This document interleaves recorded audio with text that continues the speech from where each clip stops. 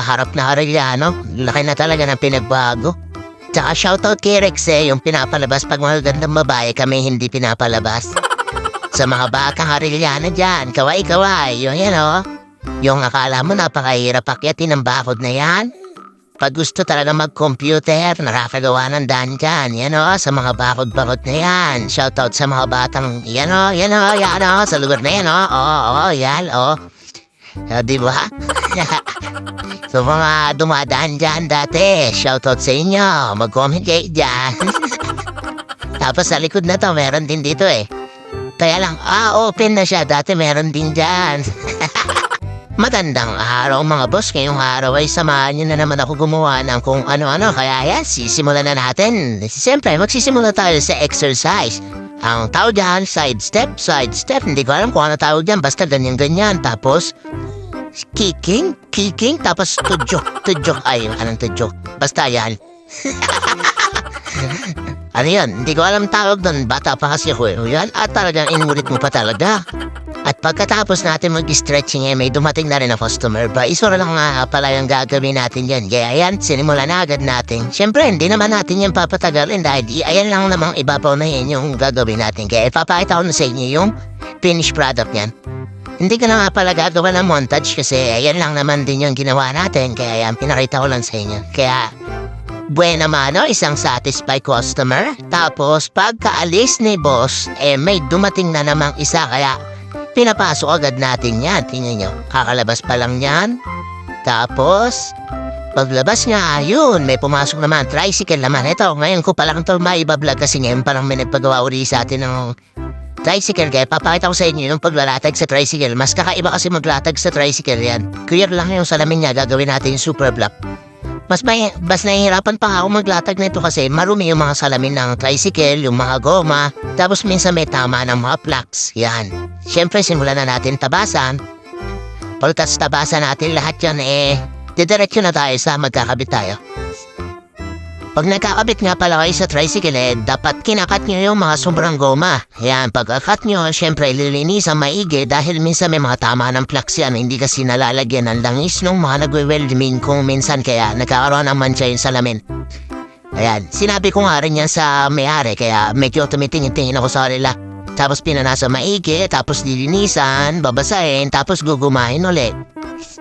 Hindi na ako na kayo pag-iintayin dahil, ayan, basta lilinisan maigi, mas mahirap kasi linisin ang sa tricycle dahil maraming alikabok yung gopa ng mga ganyan. Kaya pag ginagod-hagod yan, ipapakita ko na rin sa inyo yung itsura niyan sa labas. Paulit-ulit na nga rin pala yung gagawin natin dyan, lilinisin maigi, kasi kakabit para maging ganyan. Tapos papakita ko sa inyo yun sa kabila, na ganyan yung kaklear. Kaya nung napatilim na natin sa montage na agad tayo.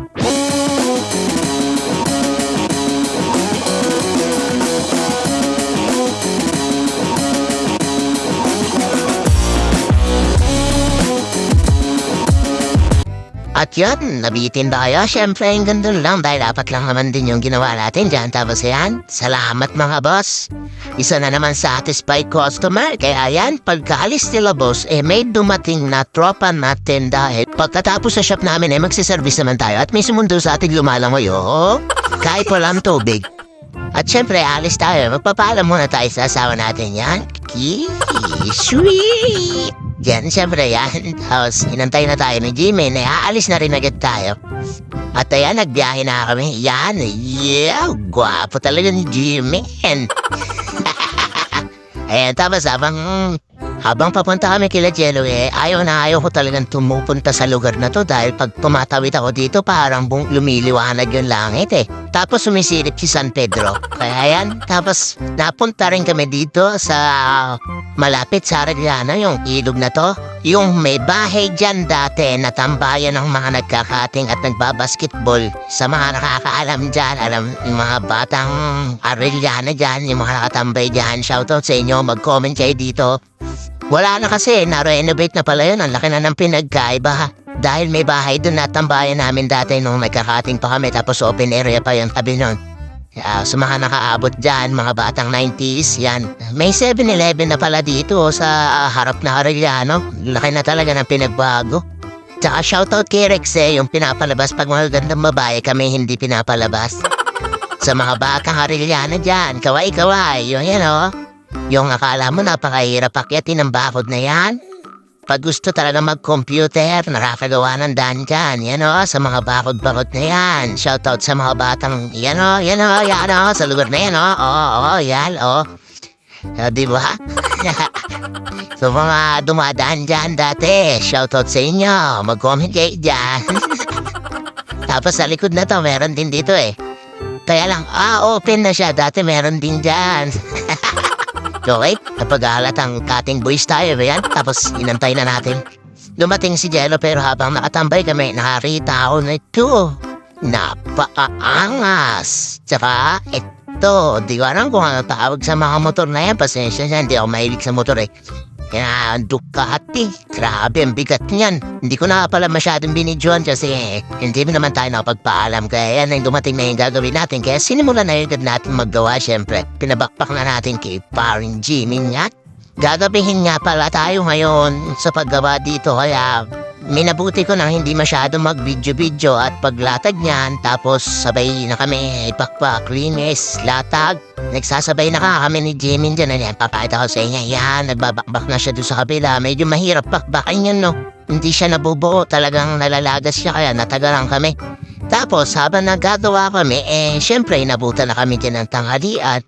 Alam niyo naman ang paborito ko pag ganyan, mga service.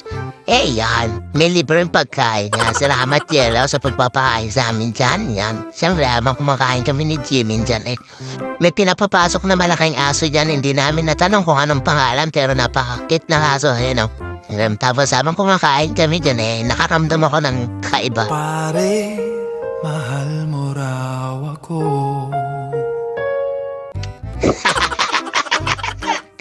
Kung ano na naman talaga naiisip ko yan. Pagkatapos sa akin kumain dyan, syempre magsisimula na rin kami agad. Sinimulan ko na nga para maglinis yan at hindi na ako masyado nakapag-video dahil gagabi na talaga kami mga boss. Kaya ayan, pakapakita ko na sa inyo yung finished product na ginawa namin. Montage!